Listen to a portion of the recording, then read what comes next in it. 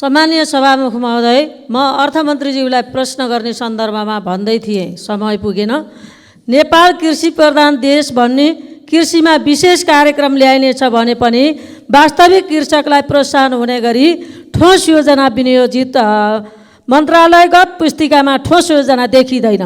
कृषि क्षेत्रको प्रचुर सम्भावना भएको जिल्ला अर्घाखाँचीको पाणिनी गाउँपालिकामा प्रशस्त सुन्तला मौसम कागती उत्पादन हुन्छ।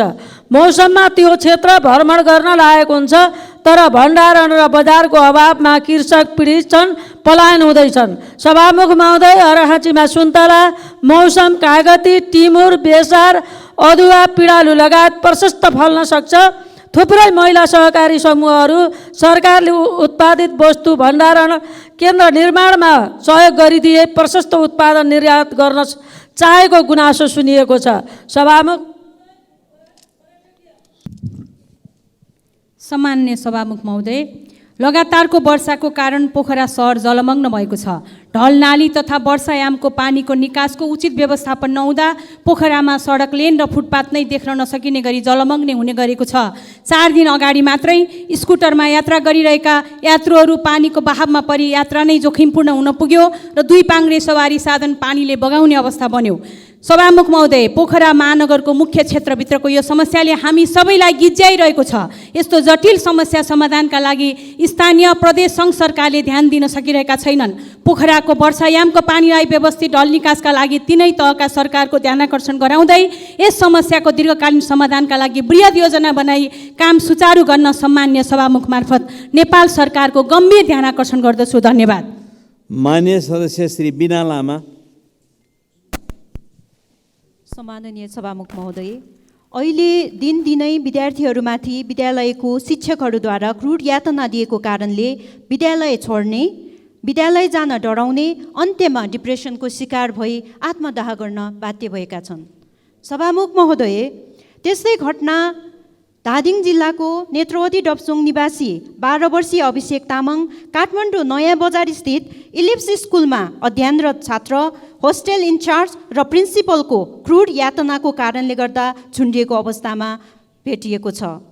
सभामुख महोदय, जुन अवस्था हेर्दाखेरि झुन्डिएको नभई झुन्ड्याएको जस्तो शङ्का उब्जिएको छ।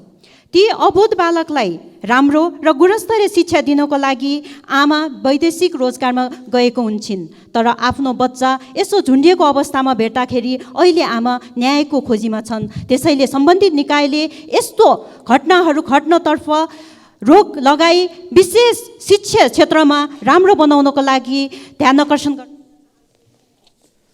माननीय सदस्य श्री विनिता कुमारी सिंह।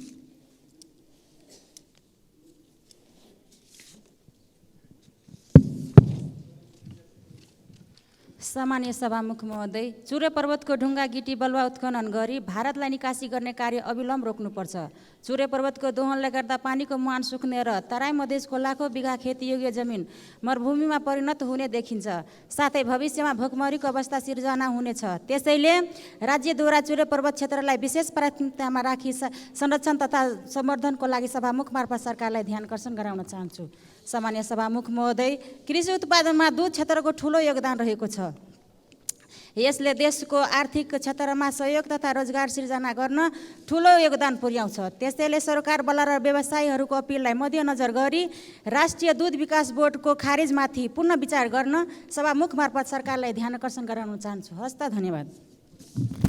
माननीय सदस्य श्री विराज भक्त श्रेष्ठ। सम्मान्य सभामुख महोदय, नीतिगत भ्रष्टाचारको अवस्था दिनानुदिन भयावह एवं चुनौतीपूर्ण बन्दै गइरहेको छ। सेवाग्राहीहरूसँग गरिएका मत सर्वेक्षण एवं अध्ययनहरूबाट समेत नीतिगत भ्रष्टाचार सङ्घबाट प्रदेश हुँदै स्थानीय सरकारसम्म फैलिसकेको देखिन्छ। सिंहदरबारको अधिकार गाउँ गाउँमा भन्ने सङ्घीयताको आकर्षक नारासँगै नीतिगत भ्रष्टाचार पनि अब सिंहदरबारबाट गाउँ गाउँ फैलिसकेको छ।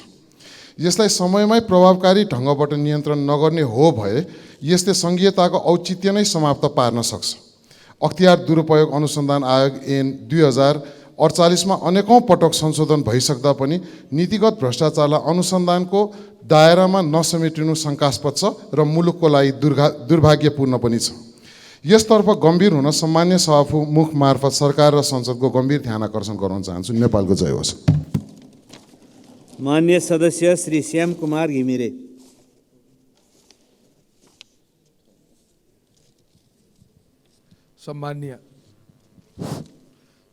सम्माननीय सभामुख महोदय, सर्वदंश उपचार केन्द्र सिन्धुली जिल्लाको सिरथौली स्थित पिएचसीमा तालिम प्राप्त चिकित्सक सहित आवश्यक उपचारको व्यवस्था मिलाउन पहल गरिदिनु भएकोमा सर्वप्रथम स्वास्थ्य मन्त्रीजीलाई धन्यवाद दिन चाहन्छु। त्यसै गरी मध्य पहाडी राजमार्ग अन्तर्गत पर्ने खाङसाङ खोला र सोखु खोलामा यो वर्षौँदेखि पुल निर्माण हुन सकेका छैन। दुईपल्ट ठेक्का लाग्दै ठेक्का तोडिँदै भइसक्यो, तर पनि पुल जस्ताको तस्तै अवस्थामा छ र यो तुरुन्त यो ठेकदारमाथि कारबाही गरी नयाँ ठेक्का लगाइयोस् भनी म जोरदार माग गर्दछु। साथै यो ठेक्का लिएर काम नगरी अलपत्र पार्ने ठेकदारहरू काम सम्पन्न भइसकेपछि पनि भुक्तानी नदिने सरकारमाथि पनि कारबाही गर्ने गरी नयाँ सार्वजनिक खरिद ऐनमा आवश्यक संशोधन गरियोस् भनी जोरदार माग गर्दछु। धन्यवाद। माननीय सदस्य श्री शान्ति विक।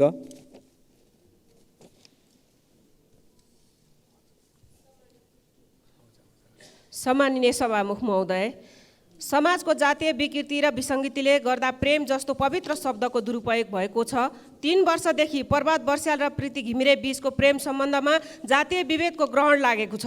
प्रभात बर्स्याल दलित भएको कारण प्रीतिको परिवारले स्वीकार नगर्ने कुरा राम्रोसँग बुझेर उनैको सल्लाह अनुसार इन्डिया केटाको आफन्तको घरमा रहँदा प्रीति घिमिरेको परिवारले दुवैलाई स्वीकार गर्ने बहानामा बोलाई प्रभातमाथि कुटपिट गर्नुको साथै बलात्कार, अपहरण, शरीर बन्धकको झुटा मुद्दा दायर गरेको छ। सभामुख महोदय, जातीय विभेदको कारण कति र कहिलेसम्म मृत्यु र जेल सहनु पर्ने हो? मौलिक हक अन्तर्गत संविधानको धारा 16 को उपधारा 1 मा प्रत्येक व्यक्ति सम्मानपूर्वक बाँच्न पाउने हक छ।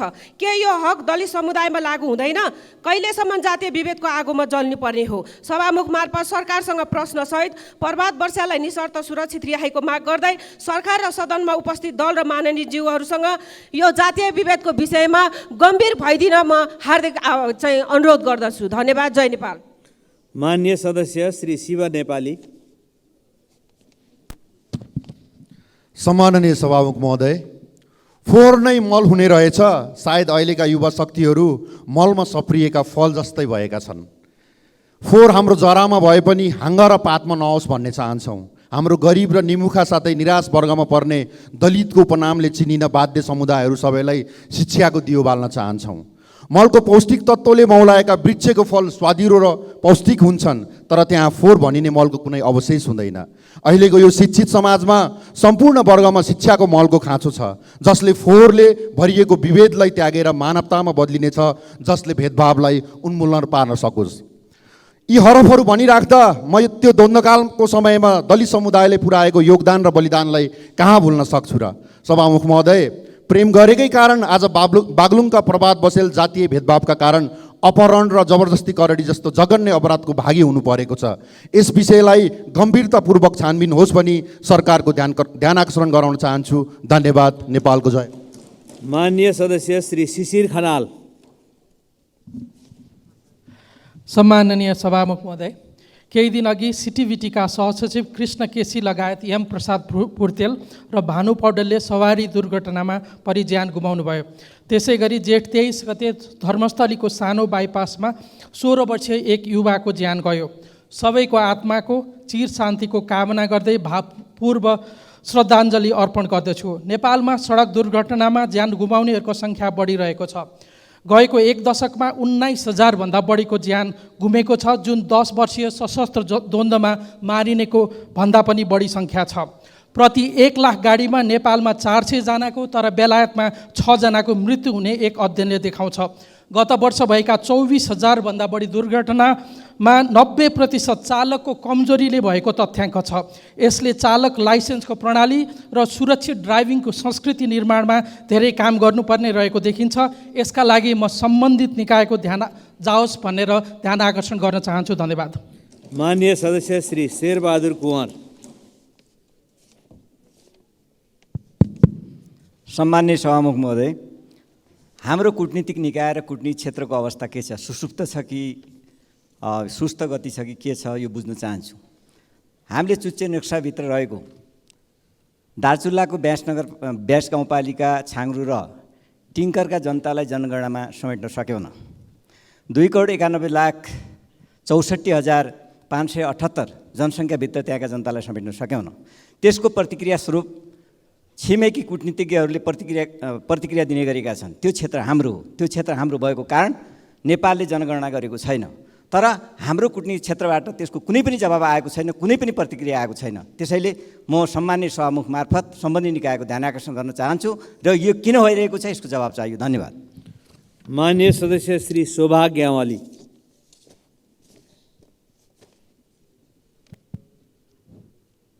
सम्मानीय सभामुख महोदय, सन् 2009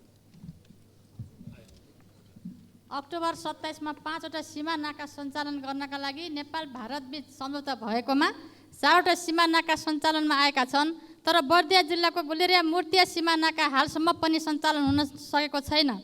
यथाशीघ्र उक्त नाका सञ्चालनको लागि नेपाल सरकारलाई पहल गर्नको लागि मैले हार्दिक अनुरोध गर्न चाहन्छु। साथै 71 सालको बाढी पीडित परिवारले भूकम्प पीडित सरह राहत पाउने निर्णय नेपाल सरकारबाट भए पनि हालसम्म निर्णय अनुसारको राहत पाउन नसकेको हुँदा यथाशीघ्र बजेटको व्यवस्थापन मिलाउन सभामुखज्यू मार्फत नेपाल सरकारको ध्यान आकर्षण गर्न चाहन्छु। हस्त धन्यवाद। माननीय सदस्य श्री सन्तोष परियार। सम्माननीय सभामुख महोदय, जेठ 23 गते भक्तपुर बहुमुखी क्याम्पसको नवनियुक्त क्याम्पस प्रमुखको कुर्सीलाई रुखमा झुन्ड्याइयो र उहाँको नेम प्लेटलाई पनि रुखमा झुन्ड्याइयो। विद्यार्थी विरोधका नाउँमा जेठ 29 गते पूर्वाञ्चल विश्वविद्यालयका सेवा आयोगको अध्यक्षलाई कालो मोसो दलियो।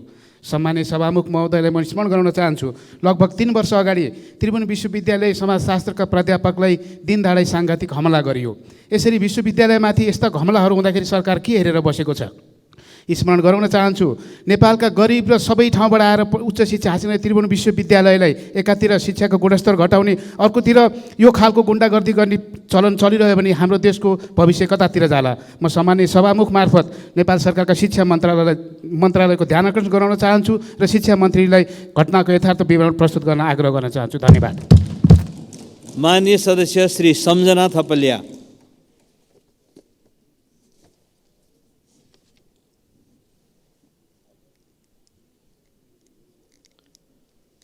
माननीय सदस्य श्री सम्झना थपलिया। माननीय सदस्य सम्झना थपलिया। माननीय सदस्य श्री सरस्वती सुब्बा।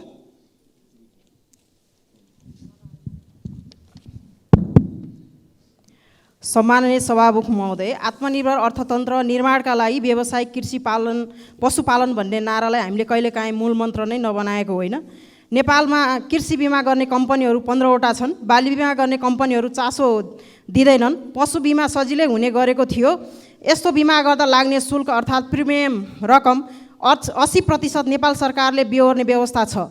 सो रकम 2 अर्ब 95 करोड बकौता रहेको छ। यो रकम नेपाल सरकारले भुक्तानी नगरेकोमा बिमा कम्पनीहरू पशु बिमा गर्न तयार छैनन्। सभामुख महोदय, कृषि बिमा दाबी गर्दा सबै कागजात बिमा प्राधिकरणमा बुझाउनु पर्ने व्यवस्था छ। यो कार्यका लागि किसान चुकेका छैनन्।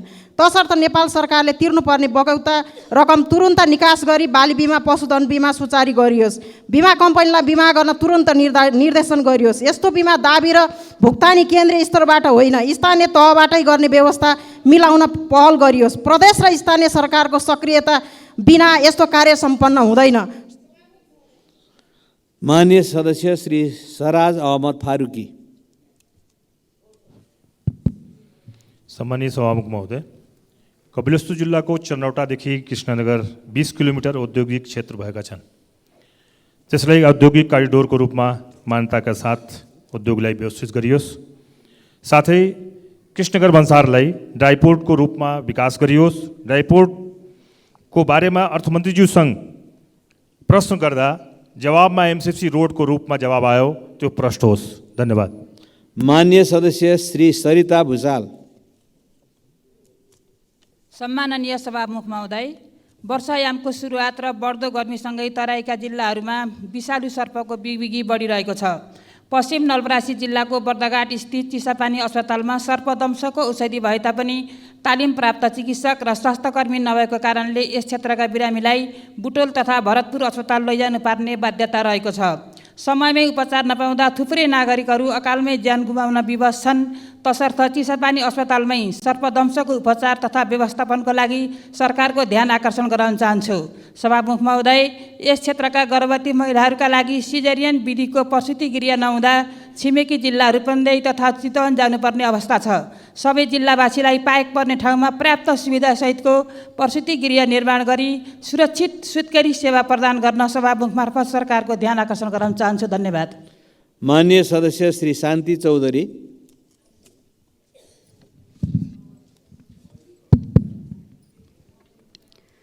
सम्माननीय सभामुख महोदय, वन्यजन्तु संरक्षणको क्षेत्रमा नेपालले हालैका दिनमा पाएको सफलताले खुसी भए पनि हालैका वर्षमा मानव वन्यजन्तु बीचको द्वन्द्व पनि बढेको छ। यसलाई कसरी कम गर्न सकिन्छ भन्नेतर्फ ध्यान दिन जरुरी छ। सभामुख महोदय, बफर जोन क्षेत्रका जनताको जीवधनको सुरक्षामा सरकार गम्भीर देखिँदैन। उहाँहरूको जीवन भयमुक्त बनाउन, मानव वन्यजन्तु बीच द्वन्द्व कम गर्न क्षतिको वैज्ञानिक मूल्याङ्कन गर्न जरुरी छ। बफर जोनका जनताको सुरक्षाका लागि आय अर्जनका कार्यक्रम, बाली बिमा, पशु बिमा, जीवन बिमा, गोठ बिमा अनिवार्य लागू गर्न र क्षतिपूर्ति प्राप्तिको कानुनी र कागजी प्रक्रिया सर्वसुलभ बनाउन ऐन कानुनहरू समय अनुकूल परिमार्जन गर्न म सम्माननीय सभामुख मार्फत नेपाल सरकार र सम्बन्धित मन्त्रालयको ध्यान आकर्षण गर्न चाहन्छु। धन्यवाद। माननीय सदस्य श्री सीता मिजार। सम्माननीय सभामुख महोदय, पछिल्लो केही वर्षको तथ्याङ्कलाई केलाएर हेर्दा हाम्रो देशमा सडक दुर्घटनामा परि ज्यान गुमाउने र घाइते हुनेको सङ्ख्या कहाली लाग्दो छ। 2077-78मा 166 जनाको मृत्यु र घाइते 7324 जना रहेको देखिन्छ। त्यसै गरी 78-79मा 191 जना मृत्यु र घाइते 8538 जना रहेको देखिन्छ। त्यसरी नै 79-80को हालसम्म 170 जना मृत्यु र 6763 जना घाइते भएको देखिन्छ। यसमा कुनै पनि पक्ष गम्भीर भएको देखिँदैन। सभामुख महोदय, के यो समस्याको कारण खोजेर न्यूनीकरण गर्नेतर्फ उचित कदम चाल्नु पर्दैन?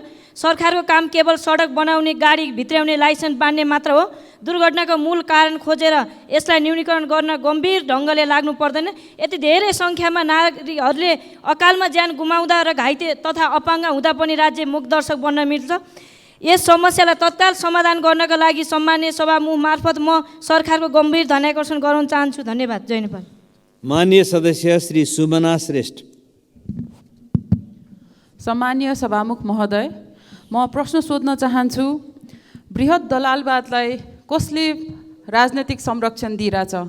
बाल मन्दिरको आयोगको रिपोर्ट 3 वर्षदेखि छलफलमा राख्न कसको पोलिटिकल प्रोटेक्सनले इनेबल गरिरहेको छ? उकालोले फेरि अर्को लेख लेखेको छ खोज पत्रकारिताको जेपी स्कुलको बारेमा।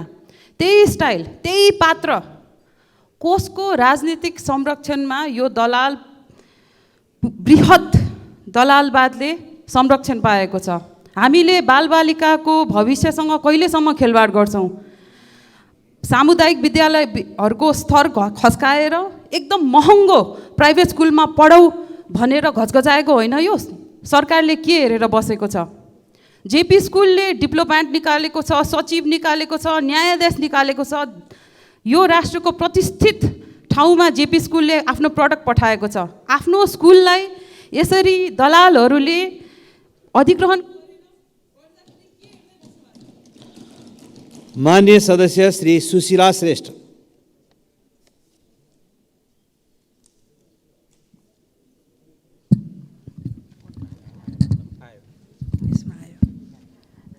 सम्माननीय सभामुख महोदय, विशेष गरेर गाई गोरु र भुसुवा कुकुरहरू सहरको प्रमुख चोक र राजमार्गहरूमा छाडा रहँदा सडक दुर्घटना बढ्ने गरेको तथ्याङ्कले बताएको छ। भुसिया कुकुरको आक्रमणबाट मोटरसाइकल यात्रु सक्त घाइते हुने र अकालमै ज्यान जाने अवस्था रहेको छ। कवाडी सामान सङ्कलन गर्ने तथा घुम्ती व्यापारीहरू, स्कुले बालबालिकाहरू र गरी खाने मजदुर वर्ग जो आफ्नो ड्युटी गरेर रात परेपछि घर फर्कँदाखेरि कुकुरको हुलले आक्रमण गर्दा असुरक्षित अवस्थामा रहेको छ र दिनको 500 भन्दा बढी मान्छेहरू रेबिजको इन्जेक्सन लगाउन टेकु पुगेको स्थिति रहेको छ, जसको निम्ति पशु अधिकार कर्मी, स्थानीय, प्रदेश र सङ्घीय सरकारको गम्भीर ध्यान आकर्षण होस् भन्न चाहन्छु। सोखले मान्य सदस्य श्री सूर्यकुमारी श्रेष्ठ। सम्माननीय सभामुख महोदय, कर्णाली प्रदेशमा स्वास्थ्य अभाव छ। बाल मृत्युदर, नवजात शिशु मृत्युदर, गर्भवती महिला मृत्युदर, सर्पको टोकाइ, वन आग लागि डडल्योबाट मानिसहरू बढीभन्दा बढी मृत्यु हुने गर्दछन्। सरकारको वार्षिक 2080-81 को नीति तथा कार्यक्रममा बुँदा नम्बर 136 मा कर्णाली प्रदेश र सुदूरपश्चिम प्रदेशमा एम्बुलेन्स सेवा अनिवार्य, उपलब्ध र अनिवार्य सञ्चालन भन्ने उल्लेख गरिए तापनि आर्थिक वर्ष 2080-81 को बजेट वक्तव्यमा बुँदा नम्बर 1 देखि 196 सम्म अध्ययन गर्दा कतै भेटिएन, देखिएन। सरकारले कर्णाली प्रदेशको दैलेख जिल्ला लगायत सम्पूर्ण जिल्ला र सुदूरपश्चिम प्रदेशका सबै जिल्लाहरूमा अनिवार्य एम्बुलेन्स सेवा उपलब्ध र अनिवार्य सञ्चालनमा ल्याइयोस्, जोरदार माग गर्दछु। मान्य सदस्य श्री सूर्यप्रसाद ढकाल।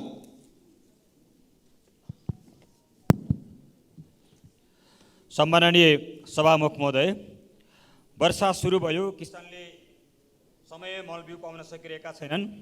सहकारी क्षेत्रमा देखिएका समस्याहरू समाधान गर्न सरकार उदासीन छ। हेडक्रसमा भएको भ्रष्टाचार, अनियमितता रोक्न, विधि अनुसार सञ्चालन गर्न छ। सामुदायिक विद्यालयमा शिक्षकको तलमा भएको विभेदको अन्त्यको लागि शिक्षक कर्मचारीहरू आन्दोलित छन्। सङ्घीय निजामती कर्मचारी ऐन, सङ्घीय शिक्षा ऐन कहिले आउँछ?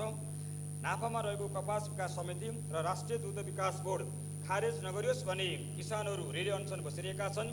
यदि वर्षा सुरु हुनुभन्दा पहिलो नै चुकेनाला र भक्तेखोलाको तटबन्धन गरिएन भने 3 गाउँ 500 भन्दा बढी जनता घरबारविहीन हुने अवस्था छ र हजारौँ बिघा जमिन बगरमा रूपान्तरित हुने भएको हुनाले यसतर्फ सरकारको ध्यान जाओस् भनेर म सभामुख मार्फत सरकारको ध्यान आकर्षण गर्न चाहन्छु। हस्, धन्यवाद।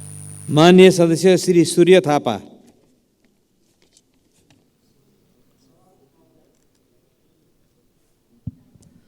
सभामुख महोदय, सार्वजनिक विद्यालयका देशभरि कार्यरत कर्मचारी, मुख्यतः लेखापाल र सहयोगीहरू, कार्यालय सहयोगीहरू आफ्नो सेवा सुविधाको सन्दर्भमा सरकारको नीति कार्यक्रममा एउटा कुरा आउने, बजेट मौन रहने विरोधाभासको स्थितिमा आन्दोलनमा छन्, राजधानीमा केन्द्रित छन्।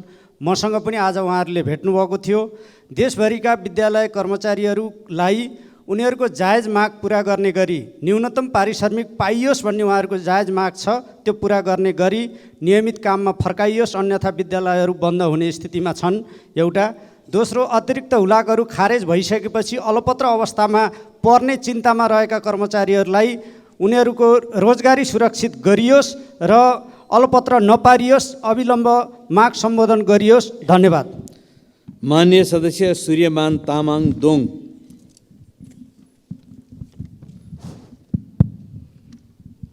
सभामुख महोदय, नेपाल काठमाडौँको ट्राफिक व्यवस्थापनको नाममा महानगरपालिकाले पर्सि 1 गतेबाट कोटेश्वर पूर्वको गाडीलाई लुकन्थलीमा ओह्रालेर त्यहाँका जनतालाई दुःख दिने र गाडी चाहिँ बालजुमा लगेर मात्रै इन्ट्री गर्ने जो निर्णय गरेको छ, त्यो निर्णयलाई सम्बन्धित पक्षको सभामुख महोदय मार्फत जानकारी गर्न चाहन्छु र त्यसको ध्यानाकर्षण गर्न चाहन्छु। अरू यति बेला किसानहरूको कृषि मोलको अभावले किसानहरू छटपटिरहेका छन्, त्यस कारणले सम्बन्धित पक्षले तुरुन्तै त्यसको चाहिँ कृषि मोलको व्यवस्थापन गर्नको लागि ध्यान पुगोस् भन्ने म सभामुख मार्फत यो राख्न चाहन्छु। अर्को, अहिले यति बेला जुन विकास निर्माणको जो कामहरू जो छलफल भइरहेका छन् बजेटको सन्दर्भमा, बजेटमा मान्य सदस्य श्री सोनु मुर्मू।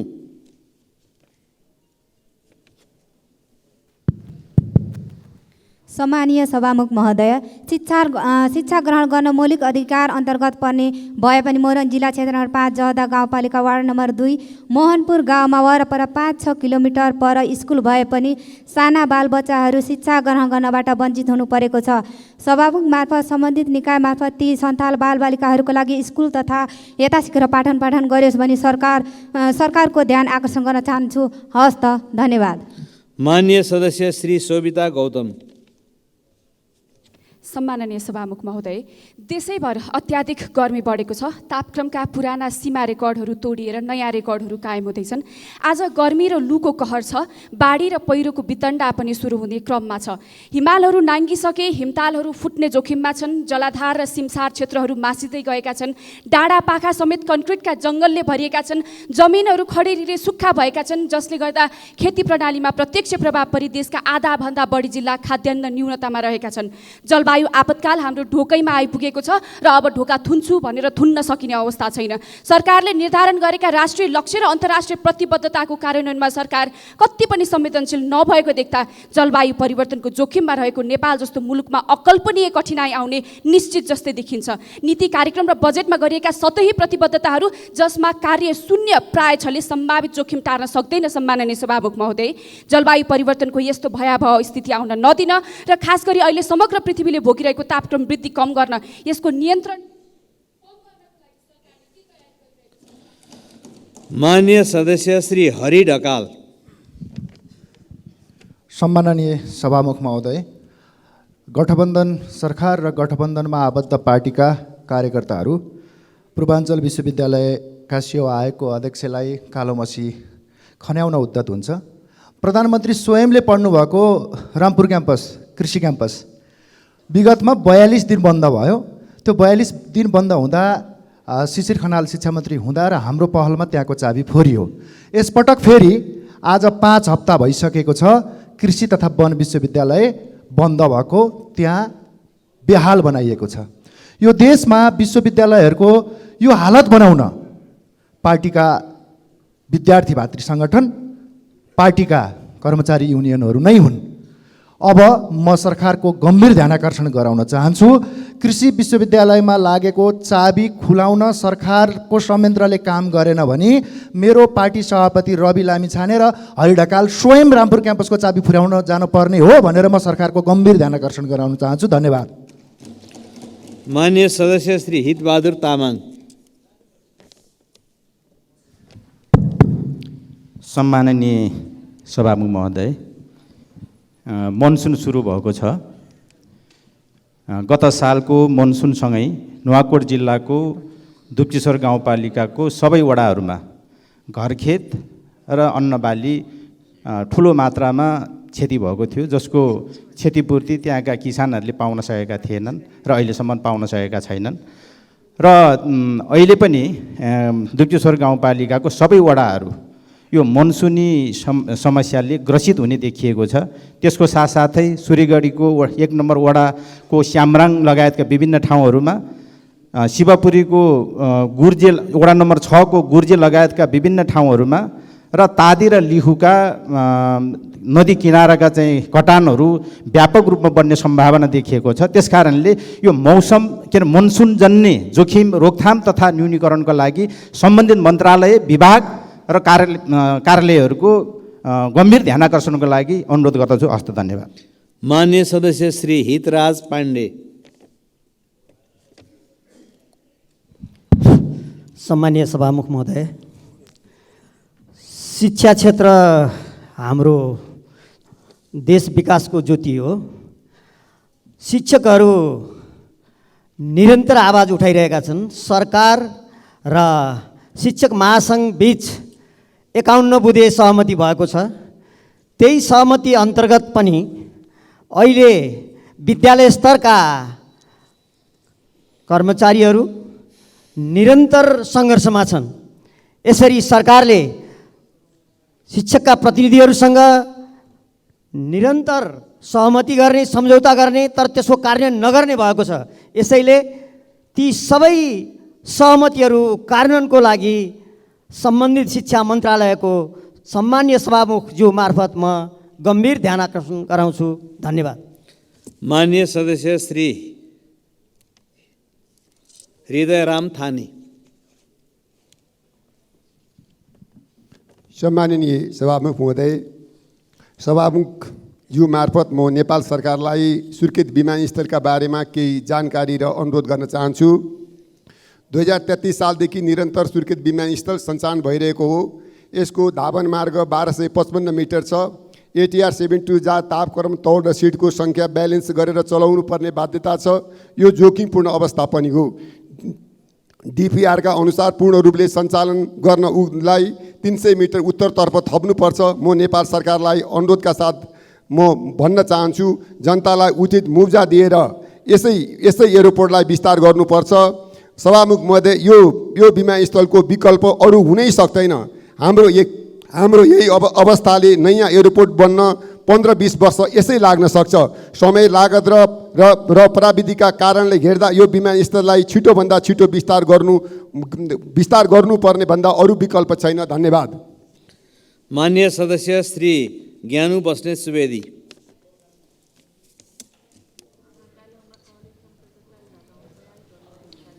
माननीय सदस्य श्री ज्ञानु बस्नेत सुवेदी।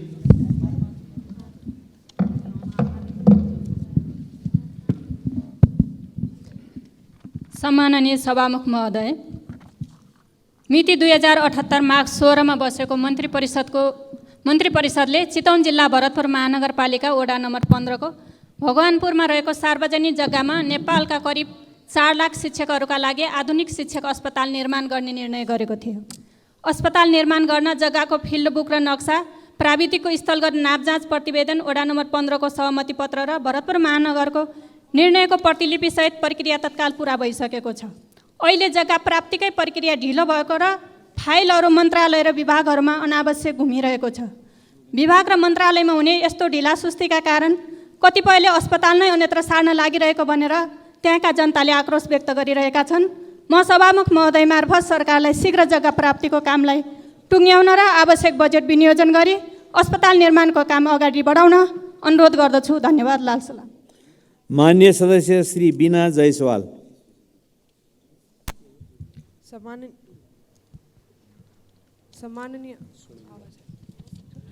सम्माननीय सभामुख महोदय, मध्य प्रदेशलाई अशिक्षित, बेरोजगार र अस्वस्थ बनाउने र हुकुम चलाउने प्रयास 10-20 स्पेशल सदस्यको टोलीले गोपनीय तरिकाले VIP र VVIPहरूको निगरानीमा बनाएको आर्थिक वर्ष 80-81 बजेट विनियोजनको गवाही हरेक दलका माननीय ज्यूहरू हुनुहुन्छ र यसलाई हामी माननीय मिलेर पनि टस्से मस गर्न सक्दैनौँ। तर पनि आज हामी महिनौदेखि छलफलमा भाग लिँदै आएका छौँ। महोदय, बजेटको कुरा छोडौँ, मेरो जिज्ञासा यो छ कि जुन दिनहुँ आत्मदाह र आत्मदाहको प्रयास हुँदैछ, यसबारे सरकारलाई चेतना छ कि नै? नागरिकता विधेयकलाई लिएर देश नै जलिरहेको अवस्था छ। कृपया ध्यान आकर्षण होस् र 10-20 विदेशी दलाल तथा घुसपेठहरूको पछाडि हजारौं नागरिकलाई अनागरिक बनाउने प्रविधिको अन्त होस्, किनकि जनताले देशको निर्माण गर्दछ, देशले जनताको निर्माण कहिले गर्न सक्दैन। धन्यवाद। माननीय सदस्य श्री स्वर्णिम वाग्ले। सम्माननीय सभामुख महोदय, 2 हप्ता अघि सिन्धुलीमा सिटिभिटीको एउटा गाडी नदीमा खस्दा मेरो निर्वाचन क्षेत्र तनहुँ 1 का कृष्णबहादुर केसी लगायत यमबहादुर भुजेल र भानु पौडेल दिवंगत हुनुभयो। उद्धारमा सिडिओ सुनिता नेपाल, कुरिन्टारबाट सशस्त्र र सुन्दरीजलबाट पठाइएका सेनाका जवानहरूको भूमिका राम्रो रह्यो, म सराहना गर्न चाहन्छु। तर सुरक्षाकर्मीको राशन, गृहमा उद्धार सामग्रीको 24 घण्टा तैनाथी र कामका दौरान दुर्घटना हुँदाको क्षतिपूर्ति आदिबारे सुधार गर्नुपर्ने धेरै विषय पनि उजागर भएका छन्। सार्वजनिक संस्थाहरूको क्षयीकरणकै विषयमा 9 सालदेखि कर्मचारीलाई तालिम दिँदै आएको स्थानीय विकास प्रशिक्षण प्रतिष्ठानमा पदपूर्ति नगर्ने, प्रतिष्ठानको काम मन्त्रालय आफै गर्ने, मधेसमा 147 बिघा र पहाडमा 452 रोपनी रहेको यस संस्थाको सम्पत्ति पनि जगेर्ना गर्नुपर्ने चुनौती देखिएको छ। अर्को ललिता निवास काण्ड नदोहोरियोस्। अन्तमा नक्कली भुटानी शरणार्थीबारे कानुनी प्रक्रिया अघि बढ्दै गर्दा त्योसँग मुलुकको अन्तर्राष्ट्रिय छवि धुमिल्याउने पृथ्वी शाहको फ्रड केस पनि जोडिएको समाचार आएको छ। दण्डहीनताको